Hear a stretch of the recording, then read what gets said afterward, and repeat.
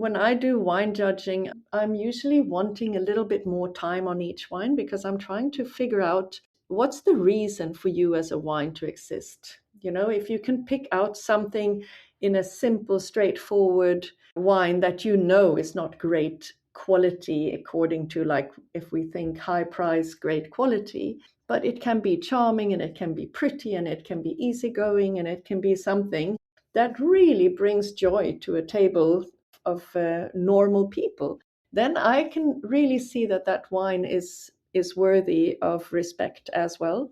But then we always have these problems with, it has to have a score aligned with the wine. And if it's a simple, straightforward, but a happy, juicy, beautiful wine to drink, you can't give it a 95 because then people expect it to be a really stunning quality that you put into the cellar. So how do you judge a wine like that with a score if it needs to be shining on a table because people would love it, but do you buy it if it only has an 87 score, Welcome to this special Clubhouse session of the Italian Wine Podcast. Listen in as members of the Italian wine community engage in fascinating conversations about contemporary wine topics. If you enjoyed the show, please consider donating through ItalianWinePodcast.com and remember to subscribe and rate the Italian Wine Podcast wherever you get your pods. Hi everyone, this is Beatrice welcoming you to the Italian Wine Clubhouse Ambassadors Corner, one of the top-ranked shows on Italian Wine Podcast. Here, our ambassadors get the mic to interview their favorite producers with total freedom. And if you miss it live, no worries. It's all recorded and dropped later on the Italian Wine Podcast. Today's guest host is Lisa Lazzaretto. Lisa is a Switzerland-based entrepreneur, wine professional, and marketing strategist. Today, she's going to interview Madeleine Stenwreth, Master of Wine. Lisa, Madeleine, how you doing, girls? Both. I think we're great. Yes, feeling fantastic. Amazing. I love your energy, Madeleine, and I love your energy, Lisa. So, Lisa, are you ready for our ritual question? Yes, sure. Perfect. How did you meet Madeleine? So, I first met Madeleine in person during Wine Paris, I think this year. But actually, our connection started a bit before that. We have a mutual friend, and he gave me her number when I was preparing for one of the most difficult WSET diploma exams, and I needed an advice 2 days before the exam. And I called her, and although she didn't know me at all, at the time she was very nice, and she gave me such a useful, precise advice that really helped me, I think, to pass the exam. Perfect. Wonderful, Lisa. I can't wait to hear your interview to your, I don't know how to say it. What was Madeleine for you for your exam? You can say maybe your whisperer to your exam and stuff like that. I'm turning over the floor to you. Have a nice interview, girls. Thank you. Okay, hi Madeleine. First of all, I wanted to thank you for being here with us because I know that you're always traveling a lot and you're always busy. So it's not very easy to find time for you for this podcast. And what I wanted to ask you first, it's not about your Master of Wine title, but about the person before this title. So you began your wine journey in hospitality and restaurants. Do you remember the moment when wine stopped being just part of your job and became something more important, something what you wanted to understand more deeply? So first of all, I started in the hospitality as a very young girl.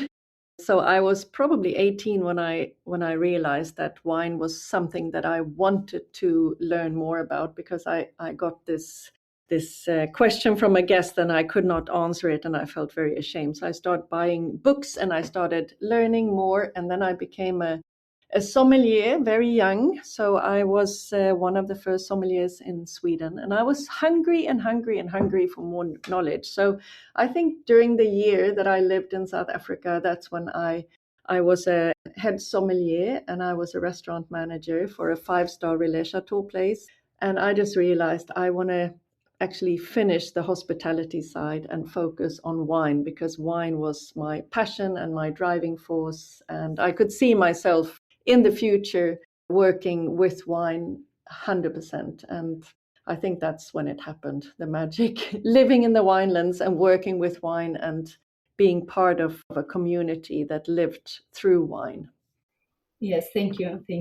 That would be actually my second question about the South Africa, because I know that it played a very important role in your life, in your wine life. And as far as I know, you moved there in the late 90s, right? Yeah. You worked there. And so what did South Africa give you professionally and maybe personally that Sweden maybe could not give you at that moment? You know, in Sweden, we're not producers of wine, even if we're starting slowly with I think we have a future with a climate change and everything here. But I could feel that in Sweden, it's the whole business, the whole Swedish wine business is run by the monopoly. So it's a monopoly system. And so either you work on the hospitality side with wine as a sommelier, or you work as a buyer for the monopoly, or you work for the importers. And for the importers, they run for tenders, or like 90% of their efforts would be on tenders. So having worked on all these different sides as a buyer, as working for an importer as well, I just realized that I needed to broaden my horizon, and I wanted to learn more about being in the production, more of like seeing the reality and not living in the bubble of thinking that the monopoly system is the only way to work in wine. So that was a big change for me. So South Africa contributed to that, but also it was amazing to start a new life. I had been a buyer for South Africa. I had worked also as a marketing manager for Wines of South Africa in the Nordic markets, but also working a lot with producers, doing blending and improving the quality of their wines on the producer side. So I felt so connected to the place and the people, and I felt at home. So it became a place where I traveled back and forth. And my kids were there with me a lot of times as well. And we all fell in love with South Africa. So it was my savior, I would say, during the COVID era, because during COVID, I wasn't allowed to travel to any of my other producing origins that I was working with. It took me 2 years and 4 months for me to be able to get back to Argentina from the COVID lockdown. And South Africa just allowed me to come in with this negative COVID test. So I spent 5 months during COVID in the winelands and being with the producers during the harvest and just being even more connected to the land and the people. And yeah, Africa, something in Africa, just it steals your heart. Yeah, I understand you very much. Yes, South Africa is amazing. I just been there for 1 week, but I can. I think that I can really understand you. Mm. So you have worked as a sommelier, right? As a restaurant manager, as a buyer for Monopoly as well, as in production. You worked in the wine production, as a consultant, as an educator, and I think you also judge in wine contests. So when you look at a wine today, which voice speaks first? Your sommelier voice, your buyer voice, maybe the consultant or the educator, or maybe the taster. You know, this is a beautiful question because I've been thinking about this as well. And I think my strength in this is that I'm trying to combine my experience from all my different roles that I've had. And I'm trying to see the wine from different sides. So I am not just a wine geek that goes crazy with finding wines that are really, really geeky, because I understand that there's a business side of things as well. The wine has to be priced at the right price and sold in the right outlets and in the right markets, and it has to somehow match the style of what you're communicating on the label, what your place gives you in terms of identity, what you expect from a wine being made from Syrah, from a warm country or a cool region or a high altitude place, or always trying to find what's the identity that you're looking for in the wine, and can it express a place? Can it express juicy drinkability at that price level where it's set at? Or is it a really geeky sommelier wine that very few people would find on their own,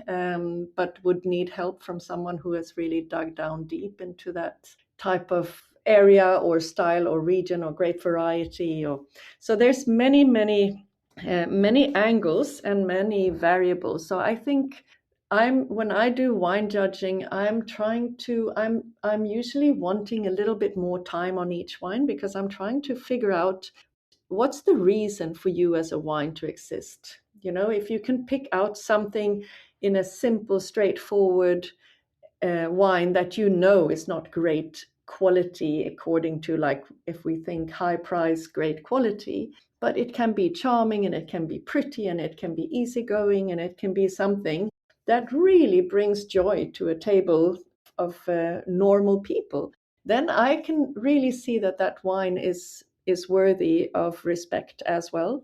But then we always have these problems with it has to have a score aligned with the wine. And if it's a simple, straightforward, but a happy, juicy, beautiful wine to drink, you can't give it a 95 because then people expect it to be a really stunning quality that you put into the cellar.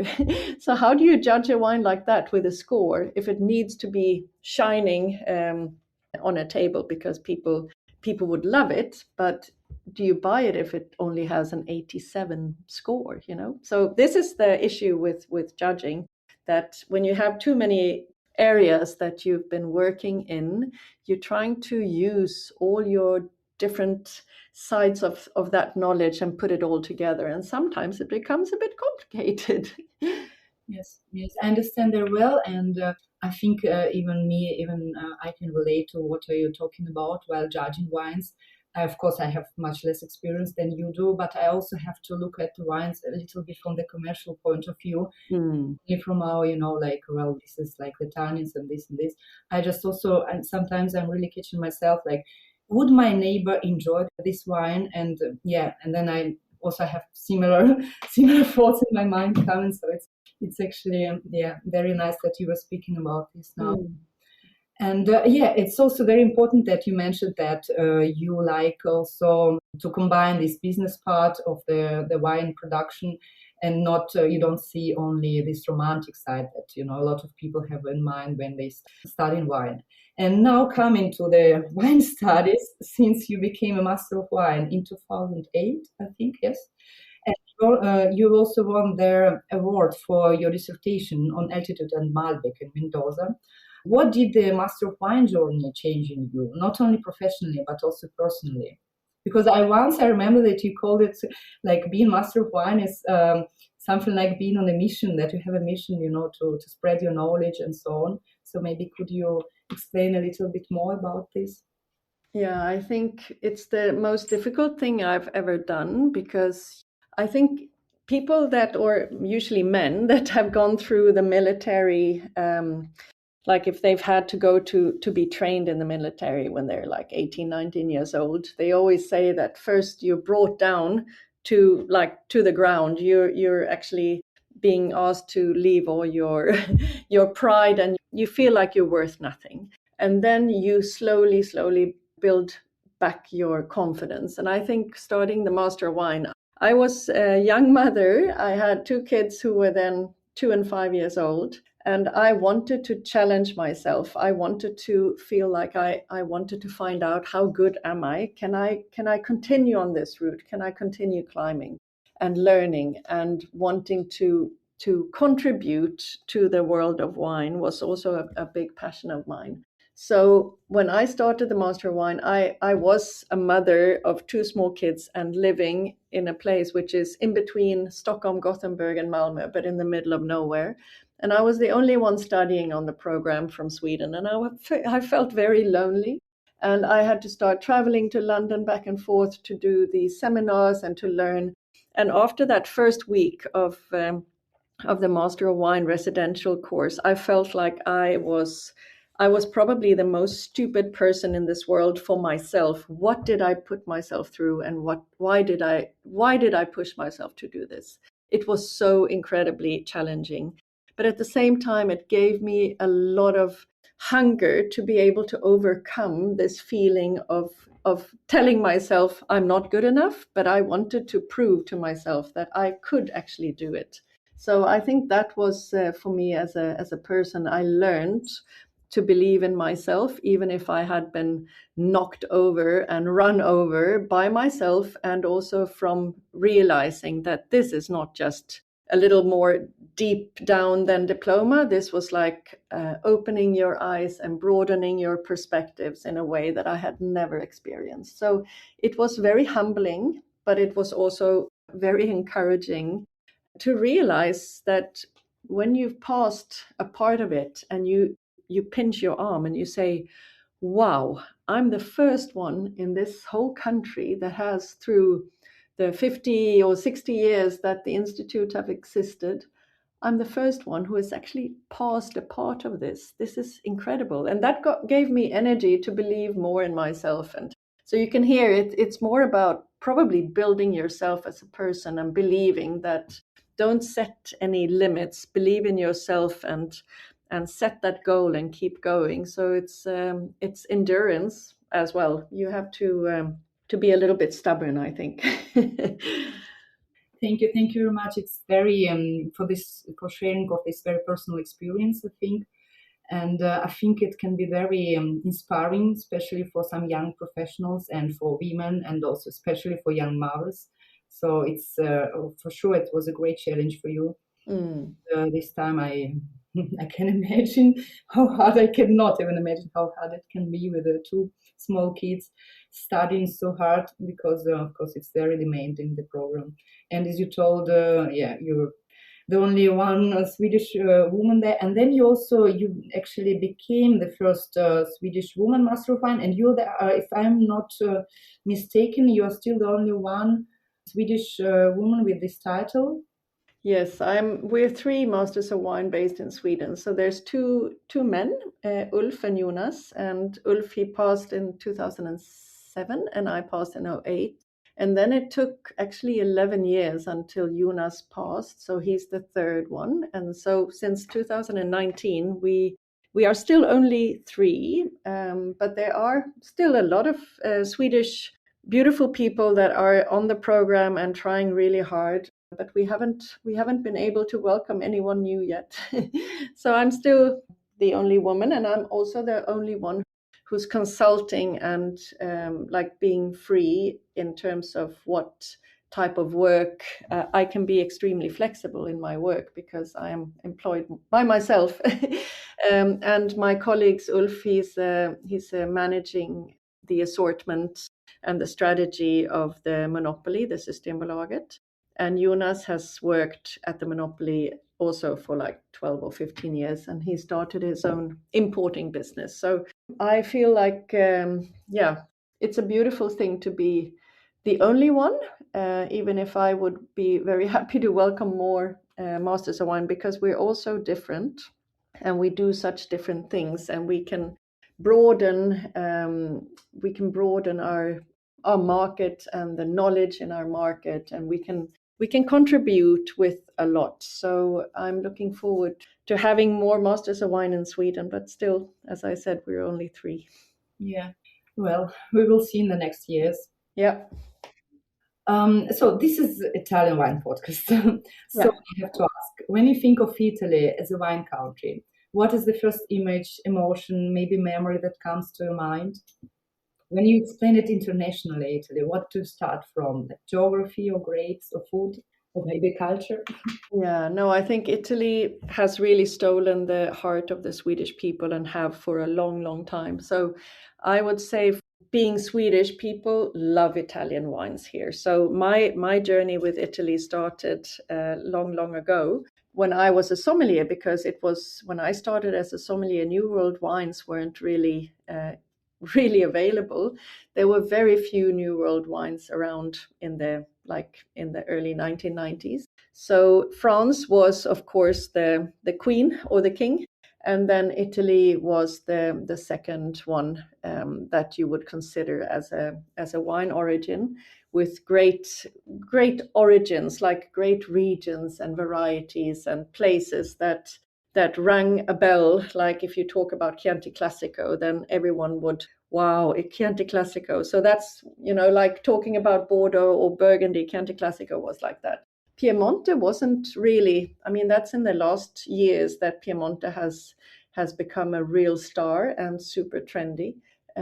But from the beginning, I think we mostly saw Tuscany as an origin here, and further south, when the bigger volume started to come into Sweden, then it would be more looking at Puglia and Primitivo and big volumes of sweeter, rounder, more generous styles. And that was linked also with being a little bit more of a New World origin that could be linked with the Puglian wines. So I think we had two great contrasts in those days, were Chianti Classico and Puglia. Yes, yes, sure. And I know that Sicily has been part of your recent wine travels, right? And master classes. Are you now in Sicily actually, or did you come back from? I just returned on Monday, so I spent 12 days actually in Sicily, and 9 of those days were together with 27 masters of wine from 11 different countries. So we were on a trip together that was arranged by 10 different consortios in Italy or in Sicily, and the program was. It was such an intense program, but beautifully done by the local. There are 3 male masters of wine in Italy nowadays, and that's very recent because I think the first master of wine from Italy is probably only 5 years ago. And we also have a woman now. So in Italy, there are 4 of them. But one of them, Pietro Russo, he lives in Marsala and he is Sicilian. So he was very much a part of planning this trip because it's been his dream to be able to bring his fellow masters of wine to his home, to his island, and to the place. I mean, for the Sicilians, they don't call themselves Italians. They call themselves they're Sicilians. So when they are not living in Sicily, maybe on an island outside of Sicily, they would say that they live or they go back to the continent or they live on the continent. So for them, Sicily is the continent, which I found it very charming. So they are very patriotic about that. But Pietro was the one who organized this. And he said on the first day, he said, this is going to be a marathon. So we started somewhere between 8 and 8:30 in the morning. And we finished by going back on the bus, maybe back at 11:30 at night. So very intense 9 days, but beautifully organized. So I feel like I've got so much knowledge that it's spinning still in my head as like in a centrifuge, and I'm still needing to digest the knowledge. But on Monday and Tuesday this week, on Monday I did an 8-hour masterclass on the topic of Sicily for sommeliers and very highly involved people either in the trade as importers, or they would be wine lovers that do a lot of education and some like tastings for people. And so that was incredible to be able to spend a full day with, I think I showed them 45 wines from different areas all around Sicily. And on Tuesday, I did the same for a big wine cellar, which is a collectors members club. And we did actually 34 wines in a 3.5-hour evening session. So it's been a fantastic, eye-opening opportunity for me and for them to realize that Sicily is more than Etna, because this is what people think. They think Etna. And we tasted some incredible Marsalas. And Marsala is something that I haven't bothered tasting Marsala since before I passed the Master of Wine exam, which was in 2004, because you relate Marsala to cooking and to making sabayon sauce or to making beautiful Madeira sauce, or you make Marsala sauce. So I think the cooking has ruined a lot of the reputation for Marsala, but I had some insanely attractive wines from Marsala. Also dry whites made from Grillo, right on the salt banks of the area where they harvest the most beautiful salt in, I would say, in Europe even. Sicily has been on my mind in the last 3 weeks every day, which is it's been a very good journey, and I'm intending to continue to spread my knowledge and my passion for what I've learned. Yes, thank you. You were basically answering my my following questions, because I wanted to ask you if Etna becoming too dominant in the international image of Sicily, and you just told me that Yeah, probably it does. yeah. It is becoming. Yeah. And I can add something to that as well, that I think from having had 4 big flights of Etna wines during these last 2 days for the sommeliers and for the trade that have visited or had taken part in these master classes. And we all agreed that we were incredibly impressed with most of the white, the Caricante, the Etna Bianco. And we had beautiful Nerello Mascalese and the Rossos, also from various contradas, but I think the quality was much more wobbly across the reds than it was in the white category. And that was my experience as well during the trip, because we spent 2 full days in Etna. One day was focusing on the whites and one on the reds. And in those masterclasses where the consortiums had set up a a long lineup of wines from both whites and reds. We were all our masters of wine, the 27 of us, were very, very agreeing on the theme of whites being more impressive than the reds. So I think the reds have become so much a topic of being trendy that they slip away and they get away with a little bit less interesting wines than they should, because they are such a trendy origin. So that's my little criticism to throw into the picture as well. I couldn't agree more, because I also experienced this. And I was, I think, 3 or 4 days on Etna with them. We were on the press tour last year, and I was really excited about whites and about their longevity. And I think they really have also good aging potential. We didn't find, not always in the Nerello Mascalese, even if they tasted some spectacular wines and they were really fantastic and so on. But I think there was like a bit of maybe aging potential was missing. And yeah, I was more impressed by whites as well. So I agree with you even. But yeah, Etna, of course, everyone's speaking now about Etna. But what you told us also, Grilla is can be very, very interesting. Marsala can. Do you think that Marsala actually has a potential today, nowadays? I think especially the Vergine is outstanding when they've managed to ferment them dry and having them as, it's like having a dry oloroso or a palo cortado.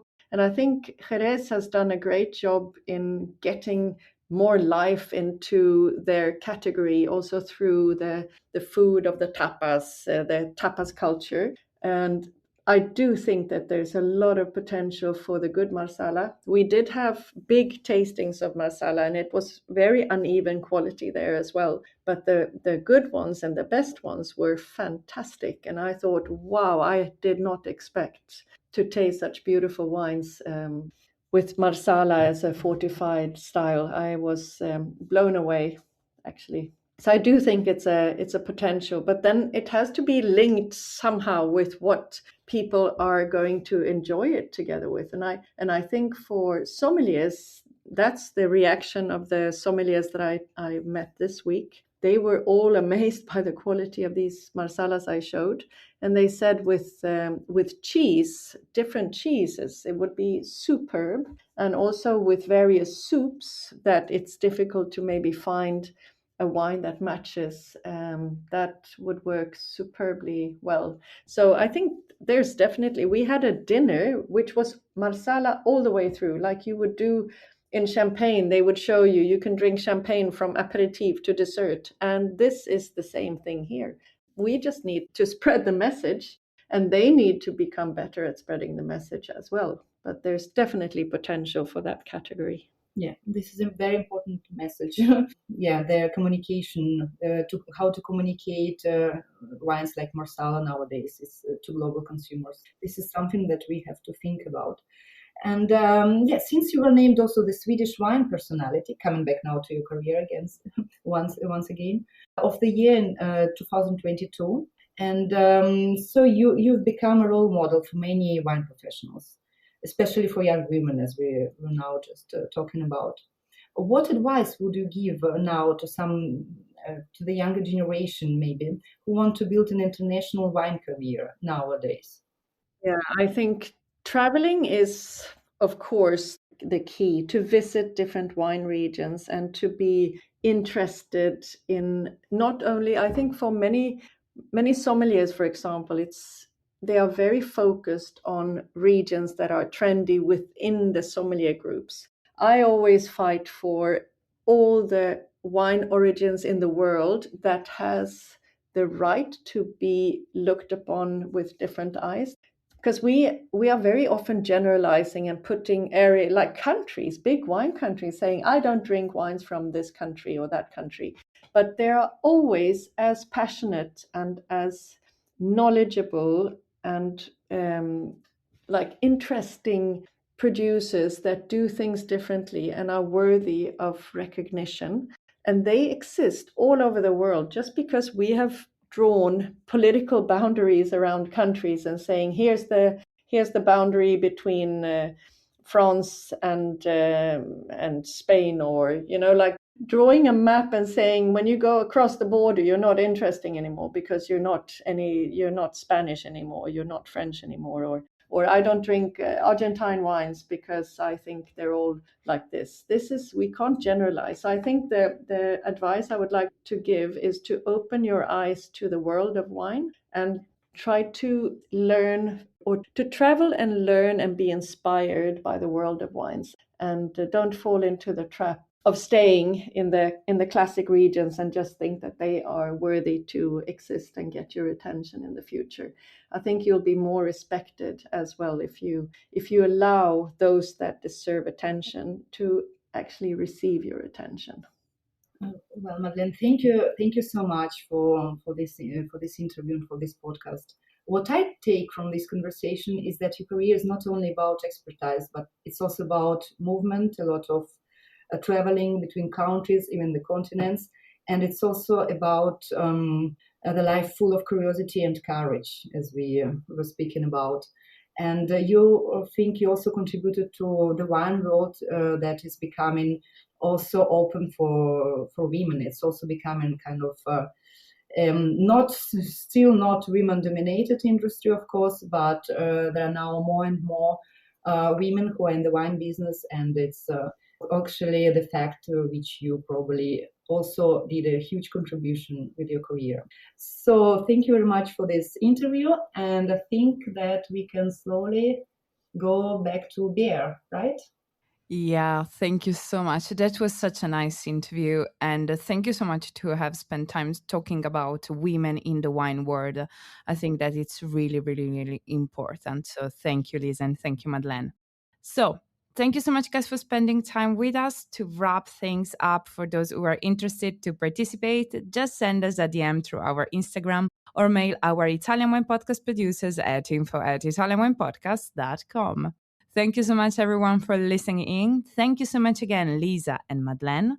And this is a wrap from Italian Wine Podcast. Ciao, ciao! Ciao a tutti! Ciao! Listen to the Italian Wine Podcast wherever you get your podcasts. We're on SoundCloud, Apple Podcasts, Spotify, Himalaya FM, and more. Don't forget to subscribe and rate the show. If you enjoy listening, please consider donating through ItalianWinePodcast.com. Any amount helps cover equipment, production, and publication costs. Until next time, cin cin.